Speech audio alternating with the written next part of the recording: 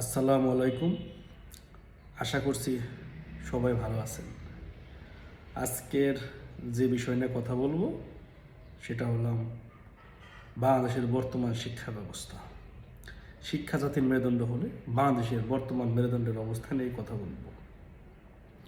বিশেষ করে 5ই আগস্টের পর থেকে বাংলাদেশের শিক্ষা ব্যবস্থাকে একেবারে ধ্বংস করে দেওয়ার একটা পায়তারা করছে এবং সেই ধ্বংসের দ্বার প্রান্তে গিয়ে বর্তমান বাংলাদেশ শিক্ষা ব্যবস্থা দাঁড়িয়েছে।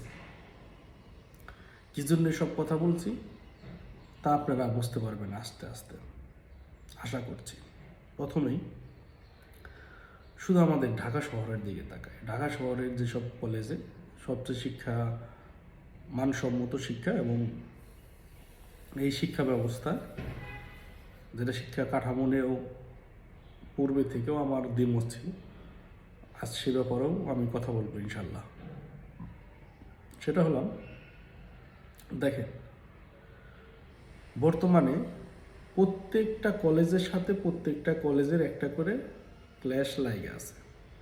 তার মানে মারামারি করে, শুধু মারামারি না, ভাঙচুরি না, লুটপাট করা হয়েছে সেটাকে।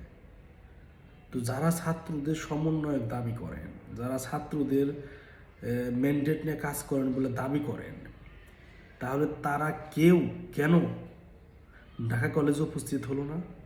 তারা কেউ কেন মোল্লা কলেজে, কোনো কলেজের, সোহরাওয়ার্দী কলেজ থেকে শুরু করে কোথাও কোনো সমন্বয়কদেরকে আপনারা দেখেছেন?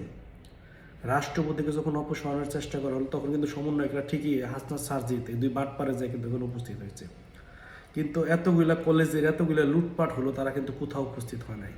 তার মানে কি এগুলো ইন্ধনদাতা কেরাই? আজকে দেখেন ঢাকা শহরের দিকে যদি আপনি তাকান, তাহলে ঢাকা কলেজ বন্ধ,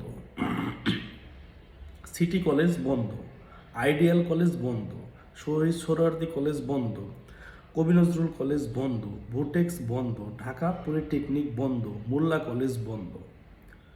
তাহলে এই যে এগুলোর ভিতরে যে লুটপাট চালিয়ে ধ্বংসস্তূপে পরিণত করে এতগুলা কলেজ যে বন্ধই, শুধু বন্ধই নেই, এগুলা পুনরায় শিক্ষা কাঠামোতে ফিরতে হলে এবং যে গুরুত্বপূর্ণ কাগজপত্র যে পুড়িয়ে দিছে, ছিঁড়ে দিছে এবং অনেকেই মানে কি বলবো লুটপাট করে নিয়ে গেছে, এই কাঠামো কোন পর্যন্ত ফিরে আসবো এর কোনো নিশ্চয়তা নাই। তাহলে যারা যে হাজার হাজার শিক্ষার্থী এইসব কলেজ যারা পড়ালেখা করেন, তারা আগামীতে যারা ইন্টার পরীক্ষা শেষ করবেন, যারা নাকি বিশ্ববিদ্যালয়ের প্রস্তুতি নেবেন, তারা আগামীতে কিভাবে এই যে শিক্ষার যে একটা ঘাটতি এটা কিভাবে পূরণ করবে? নাকি আবার সেই এইচএসসির মতো তারা আন্দোলন করে আবার অটো পাস নেওয়ার একটা পায়তারা এরা করবে? যদি এটাই হয়ে থাকে, এটা কিন্তু কোমলমতি শিক্ষার্থীদের কিন্তু কোনো দোষ নাই, এদেরকে কিন্তু এর মধ্যে ঠেলে দেওয়া হয়েছে, এদের কিন্তু ভায়োলেন্সের দিকে পুশ করা হয়েছে, এদেরকে কিন্তু 5ই আগস্টের পরবর্তী সময় এবং জুলাইয়ের মাঝামাঝি থেকে এদেরকে পুশ করা হয়েছে। এবং এটা সাজেদ হাসনাতের কথা শুনলে আমাদের কলেজের ভাইয়েরা এলাম, আরে ভাই তাদেরকে কেন আপনি যদি বিশ্ববিদ্যালয়ে পড়াশোনা করেন, তাকে কিভাবে বিশ্ববিদ্যালয়ে পড়াশোনা করতে পারে সেই ব্যাপারে আপনি তাকে নির্দেশনা দেবেন। কেন আপনি সেই জায়গায় সেইটা না করে আপনি কেন তাদেরকে উস্কে দিচ্ছেন মারামারি ভায়োলেন্সের দিকে? দেখেন, আমি কথাগুলো বলবো, আজকে তো অনেক কথা বলবো, সেইগুলো নিয়ে আপনারা একটু খালি দেখবেন যে আসলে কথাগুলো সত্য কিনা। আপনাদের বিবেকের কাছে খালি প্রশ্ন করবেন যে আসলে এদের বাটপাড়িটা কোন লেভেলে চলে গেছে। তাহলে এতগুলো কলেজ বন্ধ, কোনো কলেজে কিন্তু এই সমন্বয়করা উপস্থিত হয় নাই। এখন দেখেন, যারা নাকি আন্দোলনের নেতৃত্ব দিছে, এই ঢাকা বিশ্ববিদ্যালয়, পাবলিক বিশ্ববিদ্যালয়ে আন্দোলন করে কোটাকে, জননেত্রী দেশরত শেখ হাসিনা যেহেতু কেউ কোটা চাইতেছে না, কোটাকে বিলুপ্ত করছে। কিন্তু এই দাবিটা কিন্তু, যেমন নারীদের 10%, এটা কিন্তু ওই কি বলে যে উমামা যারা আছে, নুসরাত উমামা বা রাফিয়া, এরা যারা আছে, এই গুটি কয়েকের হাত ধরে কিন্তু বাংলাদেশের নারী সমাজকে বিবেচনা করা যাবে না। নারীদের যে 10% কোটা যে বিলুপ্ত হলো, আপনারা খুঁজে চিন্তা করে দেখেন, প্রত্যন্ত গ্রামে যে মেয়েটা পড়াশোনা করতেছে, একটা কলেজে, প্রাইভেট কলেজে যারা পড়াশোনা করতেছে বা প্রাইভেটে বিশ্ববিদ্যালয়ে যারা পড়াশোনা করতেছে, তারা বাবা মায়ের কাছে প্রতিনিয়ত টাকা নিয়ে যখন অনার্স শেষ করার পরে কোনো চাকরি না পায়, তখন তারা কিন্তু পরিবারের কাছে বোঝা হয়ে যায়। আর এরা যখনই, অবশ্যই তারা মেধাবী, মেধার বিনিময় মাধ্যমে যখন নাকি তারা বিশ্ববিদ্যালয়ে চান্স পায়, তখন কিন্তু তারা কিন্তু পরিবারের ওই রকমভাবে বোঝা না ওদের তুলনায়। কারণ কি? কারণ দেখেন, পাবলিক বিশ্ববিদ্যালয়, সেটা ঢাকা বিশ্ববিদ্যালয়, রাজশাহী হোক, খুলনা হোক, চট্টগ্রাম হোক, জাহাঙ্গীরনগর হোক, যেটাই হোক না কেন, এই বিশ্ববিদ্যালয়ে আসলে টোটাল খরচ কত সেটা আপনার মাথায় রাখতে হবে। সেটা হলাম, যদি এরা কেউ চান্স পায় পাবলিকে, তাহলে তার ভর্তির সময় খরচ হয় সর্বোচ্চ, সর্বোচ্চটা বলছি, সর্বনিম্ন না, সর্বোচ্চ 15 থেকে 20,000 টাকা। তো 15 থেকে 20,000 টাকা তার ভর্তি খরচ গেল। এবং একটা বছরে তাদের 2টা করে সেমিস্টার হয়, প্রতি সেমিস্টার খরচ 5,000 টাকা। এর মধ্যে আবার যে যানবাহন আছে এবং আবাসিক হল ইনক্লুডিং, মানে একসাথে আবাসিক আর কোনো খরচ দিতে হবে না, 5,000 টাকার মধ্যেই হয়ে গেল। তাহলে এক বছরে খরচ গেল তার 10,000 টাকা। তো 2 বছরে তাহলে তার খরচ যে দাঁড়াবে, 4 বছরের খরচে দাঁড়াবে 40,000 টাকা। আর 20,000 টাকা দিয়ে সে ভর্তি, 15 থেকে 20,000ই ধরলাম, তাহলে তার 4 বছরের খরচ, একাডেমিক খরচ 60,000 টাকা। এখন আস্তে আস্তে খাবার, ডাইনিং এবং ক্যান্টিন, এই জায়গায় কিন্তু সরকারের ভর্তুকি দেওয়া হয়। এই জায়গায় বাহিরে যে খাবারের দামটা 120 টাকা থেকে 130 টাকা, সেটা ওইখান থেকে 50 থেকে 60 টাকা, সেখানে কিন্তু সরকার একটা ভর্তুকি দেয়। তাহলে আপনারা এই ভর্তুকি সরকার কই থেকে দেবে? সরকারকে নিজের পকেটে দিবে না তার বাবার সম্পদ দিবে? এটা আপনার আমার ঘামে অর্জিত যে টাকা আমরা অর্জন করি, সেখান থেকে যে ট্যাক্স দিই, তাদের সেই ট্যাক্সের বিনিময়ে আমরা এইখানে এই টাকাগুলো এইখানে বিনিয়োগ করা হয়। কারণ কি? তারা যেন এইখানে শিক্ষিত হয়ে জাতির মেরুদণ্ডকে স্ট্রং করে। জাতি, শিক্ষা জাতির মেরুদণ্ড, কারণ শিক্ষিত না হলে তার জাতি গঠন হবে না। যে কারণে মানুষ, বাংলাদেশের মানুষ দিনরাত পরিশ্রম করলেও এই বিশ্ববিদ্যালয়গুলো এত টাকা যে ট্যাক্স দেয়, ভর্তুকি দেয়, এটা কিন্তু কেউ কোনো কথা প্রশ্ন তোলে না। অথচ সেই শিক্ষাটা আছে কোথায় গিয়ে দাঁড়াচ্ছে? আমি যখন বিশ্ববিদ্যালয় বা কলেজে স্কুলে পড়াশোনা করতাম, শিক্ষক ক্লাসে ঢুকলেই সালাম দিয়ে সবাই দাঁড়িয়ে সম্মান, স্যার বা ম্যাম, খুব কিন্তু সম্মানের সাথে।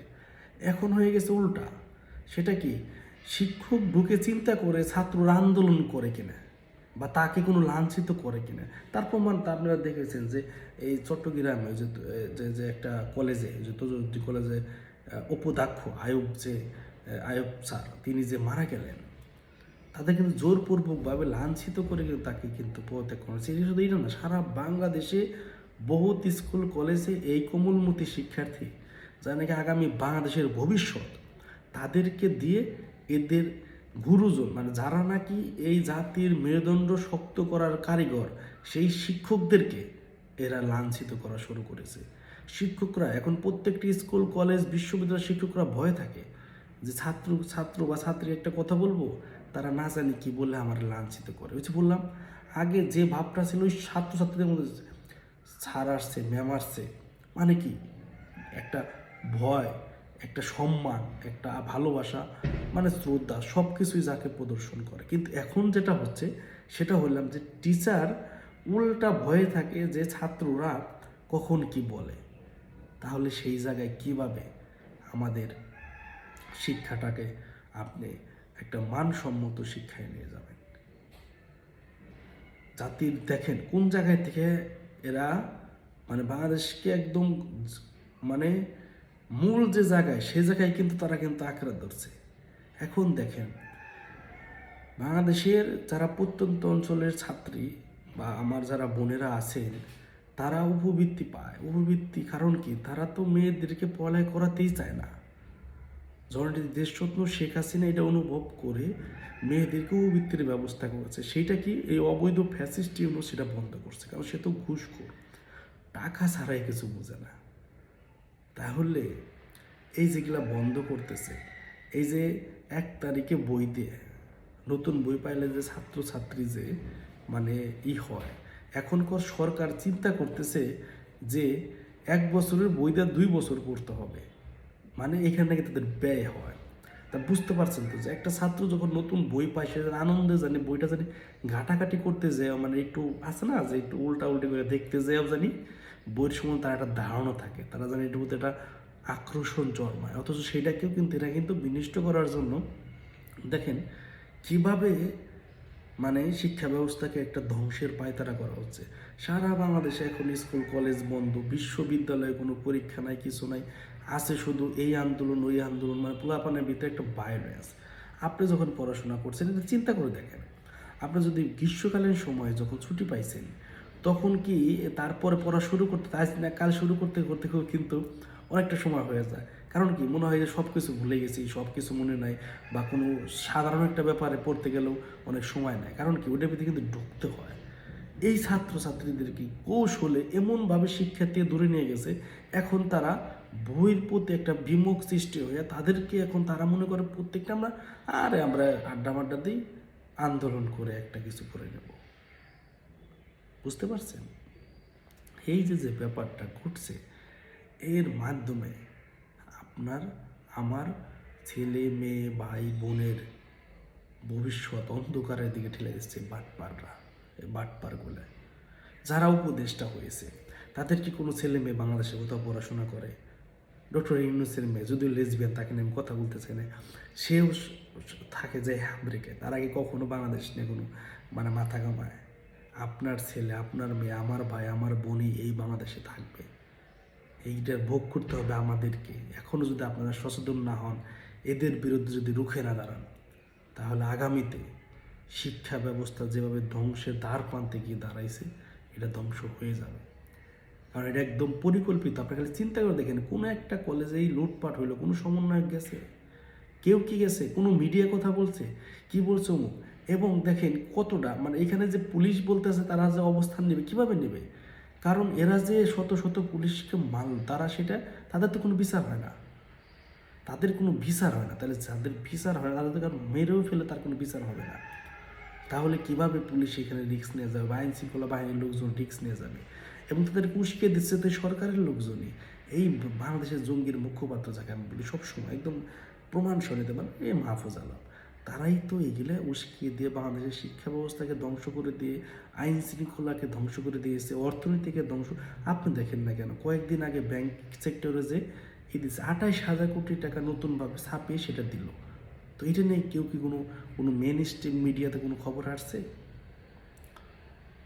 ঠিক তেমনি আজ আর বেশি কথা বলবো না, শুধু এই শিক্ষা ব্যবস্থার যে কিভাবে এরা বিনিষ্ট করার জন্য আঁকড়ে ধরেছে সেই ব্যাপারে কিছুটা ধারণা আপনাদের দিলাম। আশা করি আপনি সকলে বুঝতে পারছেন এবং এই বাটপারদের বিরুদ্ধে রুখে দাঁড়াবেন, এই আশা ব্যক্ত করে আজকে আমার কথা শেষ করছি। সকলেই ভালো থাকবেন। আসসালামু আলাইকুম। জয় বাংলা, জয় বঙ্গবন্ধু।